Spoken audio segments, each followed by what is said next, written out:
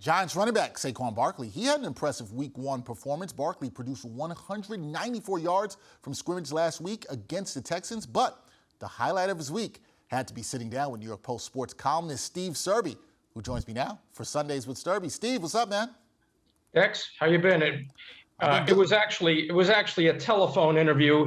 As much as he would have loved to have sat down with me, we had to do this one by phone. But Saquon's great either way. Either way, he was in the presence of Steve Serby. Whether it be phone, Zoom, whatever you want to do, it's always a great opportunity to talk to Steve, as we know here on Sundays with Serby. We know that. You're too kind. Too kind. Well, Barkley was kind enough to give you some time. And Steve, Barkley, he's been through a lot, rehabbing and recovering from injuries his first few seasons in the NFL. Big-time performance last week for sure. Where is he at mentally right now? Well, he's in the best place he's been since the start of his third season before his devastating knee injury. And he is driven to build a legacy of greatness. He wants to be one of the greatest players, running backs in NFL history. He has the God-given talent to do it if he stays healthy. And he wants to go down as one of the all-time great Giants. He's got his swagger back. He's no longer second-guessing himself, or, what the mind can conceive, the body can achieve, which brings me to a question, Dex. I doubt if you know the answer to this, but that was a paraphrase of a quote from a guy who wrote, "Think and grow rich." Who am I talking about? I see, Steve, you can't doubt me on this. You know I'm going to come and bring it with the answer. That is Napoleon Hill.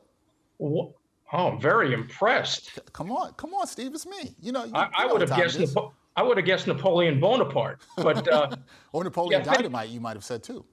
Think and grow rich. Unfortunately, I'm still stuck on the think part. But I said to Saquon, who caught 91 balls as a rookie, I said, I've got you down for 90 receptions this year. And he sees himself still as a weapon more than a running back. And boy, can he make life easier on Daniel Jones if he can catch 90 balls this year. He's been underutilized as a weapon. It's time to sling the ball to Saquon. And you talk about a guy who's taking receipts. Saquon's taking receipts. Oh, yeah, he is. Remember, a lot of people said he might be finished, might be done. If Week 1 was any indication, I shall say, he's off to a pretty good start. So, Big Blue's running back, Steve, he's trying to change the story of his pro career here. So does he believe the team is in the process of turning things around as well? Well, let's hold our horses. It's only one game, Dex, but let's see the Giants win a home opener for the first time since 2016, when Ben McAdoo, who's now the Panthers offensive coordinator, was the Giants head coach. But Saquon likes the grit. He likes the competitive spirit. He loves Coach Brian Dable and his staff.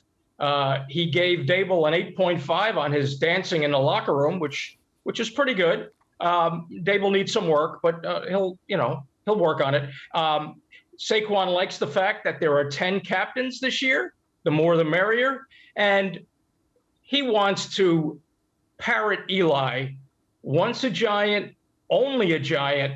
He wants to spend the rest of his career as a New York football Giant, and he wants to return the winning culture to the franchise and to the city. And his goal is to make New York proud of the New York football Giants again and be a leader in that quest. And boy, if they win today, and the Giant fans are going crazy right now, getting with the tailgating and all that stuff, boy, it smells good in the parking lot. If they can go 2-0 and then the Cowboys come in on Monday night, you talk about an atmosphere. The nation will decide whether the Giants might be back. They might be back. But again, long way to go. It's only one game. But win a home opener in front of these rowdy fans, and we'll see something maybe we haven't seen in quite a while in New York football. It's been quite a while. Giants fans would like to see that. They would like to see Saquon Barkley continue the great start. Now, Steve, you did mention that he gave Brian Daboll an 8.5 for his dancing in the locker room.